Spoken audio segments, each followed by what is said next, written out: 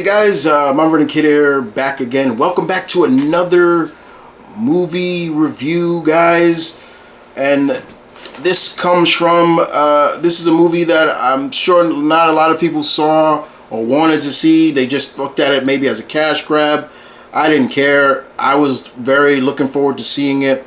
And that's the How to Train a Dragon live action adaptation.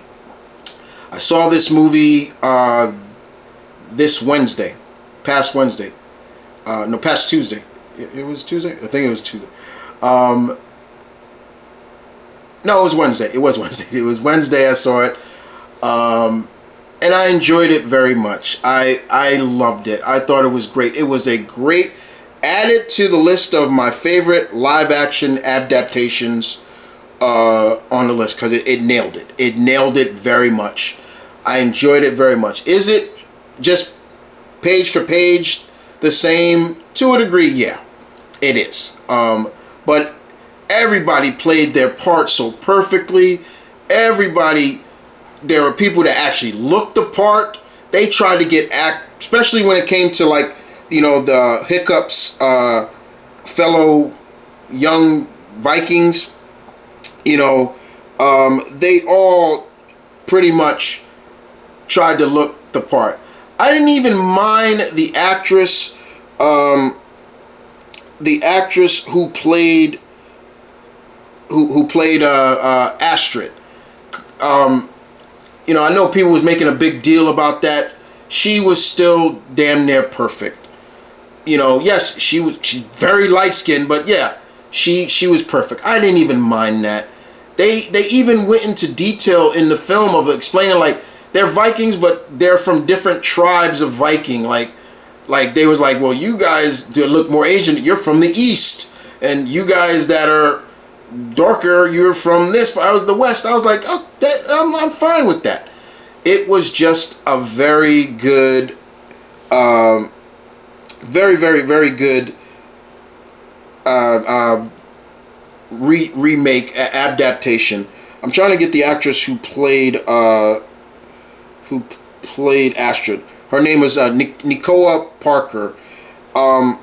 She, like I said, she was great at Astrid, and you know, and the whole scene between her and Hiccup, you know, when Hiccup was doing all the things to learn how to train a dragon, and she's getting upset, and she played that part so well. Gerard Butler returning as Hiccup's father, Stoic, damn near perfect. He looked, it was just, they have him in a big suit. You could tell it's a body suit that give him the weight look. And I seen the behind the scenes, and he talked about the suit and everything like that. But he was perfect. It was just so perfect to see. And then, you know, you had Nick Frost himself playing Galber. I was like, yo, Nick did his thing. I was like, okay. I was loving that. I was like, wait, go Nick. I was like, first I'm like, wait, who's Galber? Like, I'm looking at it, I'm like, is that who I think it is? And then I'm like, yeah, that is Nick Frost. I'm like, oh shit. I was like, all right. And he was great. He was great. I loved him. And like I said, give a lot of thanks, a lot of respect to Mason Thames, who played Hiccup. I thought he was great.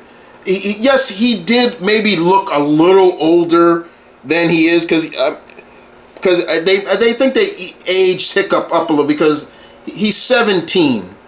But outside of that, I thought he was good. He was really good. I have no problem with who they chose as Hiccup. But the story was perfect. And even the designs of the dragon, they were spot on. From Toothless to all the other dragons that the other Viking kids would ride and become, you know, trainers with. It was great. It just felt just proper. And more importantly, it was a good movie because I still cried on a certain scene in the film. When the animated film, I cried on, and it was the scene in the live action film that I cried. There's a scene when Hiccup and them are facing the main dragon that is controlling the Red Death, that was called. They were facing the big dragon at the end, and there's a scene where Stoic, when they save Toothless from drowning, before he saved him because he was locked up. There's a part where Stoic, he turns to Hiccup, because this was at the time when he basically disowned Hiccup, and he says to Hiccup, he says, I'm very proud of you. I'm proud of you. I'm proud of you. I'm proud that you're my son. And that, in the original, just made me cry. And it still made me cry because, again, I put myself in Hiccup's shoes, and I'm getting emotional right now, and I felt like that was my father saying that to me. So I was like, so it got me real good in that one. And it is nearly a perfect adaptation. It just worked out so well. I didn't have a problem when I left the film, and I was in the theater with a bunch of kids. It must have been a school trip, and there was just kids everywhere, and I was in there with just kids, and I was just enjoying my time in there and watching this. I loved it very much. Thought it was really good, and I'm glad that it's doing so well. It's doing very well at the box office. It was 150 mil to make. Last time I checked, the box office is at 376 mil. So it's doing its thing, pretty much. And they already announced that they're gonna do the sequel. They're gonna do the sequel, and I think they announced that at CinemaCon, and it's coming out 2027. And so we're going to see Hiccup's mom in that. Now, in the animated film, Cate Blanchett played his mom. So I'm hoping they cast Cate Blanchett as his mother again, because I'm glad they brought Gerard Butler back. So I'm hoping they bring Cate Blanchett back to play his mother.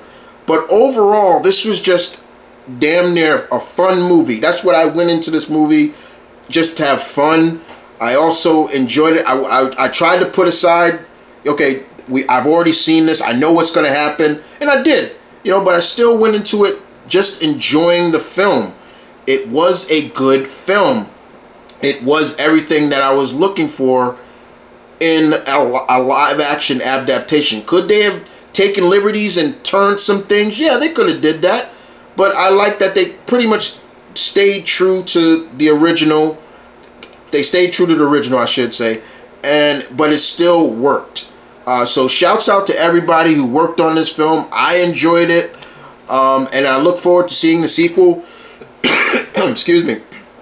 Please get Cate Blanchett to reprise her role as Hiccup's mom. I'm forgetting her name right now, but I would love to see that. And yes, if anybody want to know, does Hiccup lose his leg? Yes. Spoiler alert, yes, he does lose his leg in this. He still loses it, and the same way he lost it. And like I said, the CGI for the dragons was perfect. Toothless looked perfect. The night it was great. So I loved it very much. I had talked to a couple of buddies that seen it too. They enjoyed it. I enjoyed it very much too. So yeah, guys, there's my little review of the How to Train a Dragon live action adaptation. It was good. I enjoyed it. If you liked How to Train Your Dragon, trust me, you'll enjoy the live action just as much, because it did. It is really, really good. It's very good. And with that being said, you guys take care. I will be back for some more movie reviews. I mean, we got Jurassic Park, we got Fantastic Four, Superman, and there's still some movies I still need to see. I still didn't see the Karate Kid yet. I still got to see that. Things like that, and I still want to see the Ballerina. I've heard mixed things about the ballerina, but I still want to see it. But outside of that, you guys take care, and I'll see you guys next time.